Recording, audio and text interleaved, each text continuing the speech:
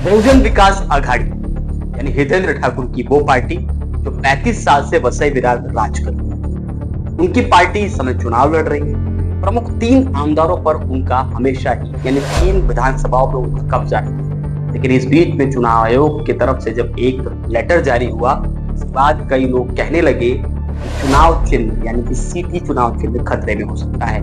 इस संपूर्ण मामले में क्या बहुजन विकास आघाड़ी के हितेंद्र ठाकुर का ये बयान देना कि विपक्ष उनसे खतरे में अपने आप महसूस कर रहा है और हार के डर से वो इस तरह का तमाशा कर रहा है, आखिर ये बयान क्यों दिया? चुनाव चिन्ह जाएगा तो क्या होगा, चुनाव चिन्ह रुकेगा तो क्या होगा? इन सब चीजों का ये विश्लेषण करते और समझते हैं कि हितेंद्र ठाकुर के बयान और विपक्षी दांवपेच का क्या है। नमस्कार, मैं सचिन दीक्षित, आप देख रहे हैं एशियन न्यूज। हितेंद्र ठाकुर की पार्टी यानी बहुजन विकास आघाड़ी के चुनाव चिन्ह पर खतरा मंडरा रहा है।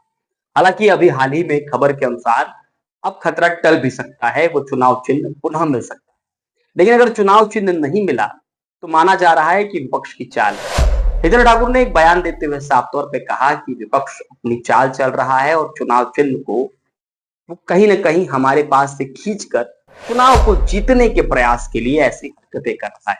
हालांकि उनकी यह हरकत ये बता रहे हैं कि चुनाव वो हारते दिखाई दे रहे हैं, उनको खुद लग रहा है कि वो चुनाव हार रहे हैं। ऐसे में वो ऐसी घटनाएं क्रम को अंजाम देने में अपनी भूमिका पर्दे के पीछे से अदा कर रहे हैं। हालांकि चुनाव आयोग एक स्वतंत्र प्रभार से काम करता है, इसके पीछे किसी राजनीतिक दल या शासन का प्रशासन का जोर नहीं चलता। हालांकि कहा यह जाता है कि जिस प्रकार सत्ता है और जिस प्रकार से भारत में तमाम इलेक्शनों के नतीजे आए हैं, उससे ये भी कहा जाता है कि इलेक्शन कमीशन कहीं ना कहीं एक दिशा में चल बैठा है। हालांकि वो सत्य है असत्य है, उसकी कई सारी जांचें, कई सारे आरोप प्रत्यारोप होते रहे, वो जांच का विषय। हितेंद्र ठाकुर ने जब ये बात कही तो उसके मायने समझिए। अगर हितेंद्र ठाकुर का वो चुनाव चिन्ह चला जाए और कोई और चुनाव चिन्ह मिले तो निश्चित रूप से उनको इस बात पर ज्यादा दिक्कत होगी कि नए चुनाव चिन्ह के साथ प्रचार करना, लोगों तक पहुंचना, उसको पहुंचाना। हालांकि इससे पहले भी कई चुनाव हुए हैं जिसमें उनको चश्मा, रिक्शा या अन्य चुनाव चिन्ह मिला, लेकिन उन्होंने इस चुनाव के चिन्ह के साथ भी मैदान में उतरे और विजय होकर आए हैं। इससे पहले कई इलेक्शंस में इसको देखा गया, हालांकि लोकसभा चुनाव में इसका खामियाजा भुगतना पड़ा है 2019 के इलेक्शन में। हालांकि उसके बाद की इलेक्शन जो भी हुए हैं उसमें सिटी चुनाव चिन्ह मिला है। प्राथमिकता के हिसाब से पुनः चुनाव चिन्ह हिट सिटी मिलने के आसार ज्यादा तेज है। लेकिन विपक्षी खेमा ये चाहता है कि कहीं न कहीं चुनाव चिन्ह अगर सिटी उनके पास से चला जाता है, ऐसे में विपक्ष में जो खड़ी पार्टियां हैं, चाहे महाविकास आघाड़ी हो, चाहे महायुति, उनका जो सिंबल वाला उम्मीदवार है, चाहे कमल का निशान हो, चाहे वो धनुष बाण हो या फिर चाहे वो हाथ का पंजा हो, ऐसे में वो सारे चुनाव चिन्ह निश्चित है और निश्चित चुनाव चिन्ह के साथ वो मैदान पे उतरे हैं। बड़ी पार्टियों को इसका दिक्कत नहीं होगा लोगों तक पहुंचाने में, लोगों तक बात करने में।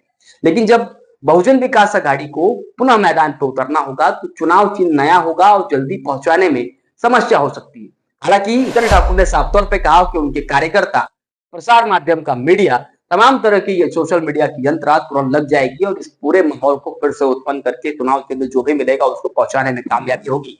उन्होंने अपने कार्यकर्ताओं में भरोसा जताते हुए साफ तौर पे कहा कि हमारी गली गली में कार्यकर्ता है, जो कार्यकर्ता ठीक से काम करेगा और चुनाव चिन्ह पहुंचाने में अमरता पूर्वक आगे बढ़ेगा। हालांकि अगर हम जमीनी हकीकत जाने तो अभी से चुनाव चिन्ह है या गया, इसकी चर्चा आम जनता में अभी से होने लगी, यानी चर्चा तेज हो गई है। आप इस बात को आराम समझिए, जब उद्धव बाला साहब ठाकरे का चुनाव चिन्ह गया था यानी धनुष बाण हटकर उनके पास मशाल आया, तो उसकी चर्चा महाराष्ट्र के जन जन होने लगी और मशाल एक ही घंटे में संपूर्ण महाराष्ट्र के जन जन के और जवान में पहुंच चुका था।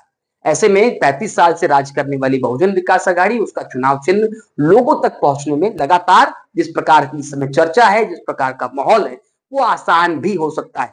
आम जनता तक वो चुनाव चिन्ह जाएगा, लेकिन साथ साथ हितेंद्र ठाकुर के प्रति सिंपैथी भी साथ में जा सकती है, क्योंकि किसी का चुनाव चिन्ह एंड मौके पे चला जाना, जो लगातार 35 साल से है, नगर सेवक तमाम है, सभापति उनके ग्राम पंचायत सदस्य है, तमाम निचले स्तर तक जिसकी पार्टी हो, उसका चुनाव चिन्ह अगर चला जाएगा तो सिंपैथी के साथ में लोग उसको अपना भी सकते हैं। ऐसे में नुकसान सिर्फ एक हो सकता है कि चुनाव चिन्ह चला जाएगा, नया चुनाव चिन्ह पहुंचाने में समस्या थोड़ी सी हो सकती है।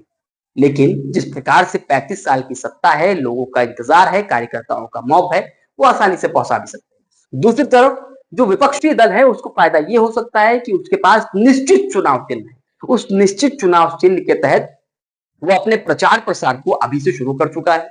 गली गली घर घर जाने के लिए उनके कार्यकर्ता अभी से शुरू हो चुके हैं। उनके चुनाव चिन्ह को लगातार पहुंचाना, बार बार वहां की चर्चा करने में समस्या नहीं होगी। ऐसे में दो बातें सामने साफ। विपक्ष यानी जो बहुजन विकास आघाड़ी के सामने चुनाव लड़ रहा है, उसका उसकी योजना है जितनी देर में चुनाव चिन्ह आएगा उतनी देर अपने चुनाव चिन्ह यानी कमल का निशान, चाहे हाथ का पंजा हो, महाविकास आघाड़ी या महायुति, वो जल्दी जल्दी जनता तक पहुंचेगी। तब तक बहुजन विकास आघाड़ी यानी 4 तारीख तक इंतजार करेगी मेरा चुनाव चिन्ह आए, तब मैं उसको पहुंचाऊं। तब तक ये 4, 3, 4 और 5 तारीख तक ये और तेजी से दौड़ना शुरू करेंगे। हालांकि बहुजन विकास आघाड़ी और उनके कार्यकर्ताओं को इसका अवसर मिल सकता है कि सिंपैथी के साथ दौड़े। यानी दो चीजें समझिए, अभी भी बहुजन विकास आघाड़ी के सामने जो विपक्षी दल है उन्होंने चालू कर दिया डोर टू डोर कैंपेनिंग और अपनी चुनाव चिन्ह को ठीक से पहुंचाना। ऐसे में ये चुनौतियां सामने आ सकती हैं कि उनके पास समय कम होगा और जहां तेजी से अपने चुनाव चिन्ह को पहुंचाना। हालांकि चुनाव चिन्ह की राजनीति में विपक्ष कितना मजबूत होता है और हितेंद्र ठाकुर कितने मजबूत, ये तो समय बताएगा। लेकिन हितेंद्र ठाकुर ने क्या बयान दिया था वो भी सुनिए। निशाणी काय, हल्ली सोशल मीडियाचा जमाना आहे. जी मिळेल निशाणी ती एक दिवसात लोकांपर्यंत पोहोचवण्याचं काम आपले कार्यकर्ते, मीडिया करेल. एवढ्या खालच्या दर्जाचं राजकारण कोणी करू नये. मग एक तर नक्की झालंय, निशाणी कोण पळवतो, ज्यांना भीती असते. ऐसे में इस बयान के बाद एक बात तो साफ है कि हितेंद्र ठाकुर मैदान पर पूरी दमखम के साथ उतरेंगे और विपक्ष को इसी के सहारे पटकनी भी देंगे।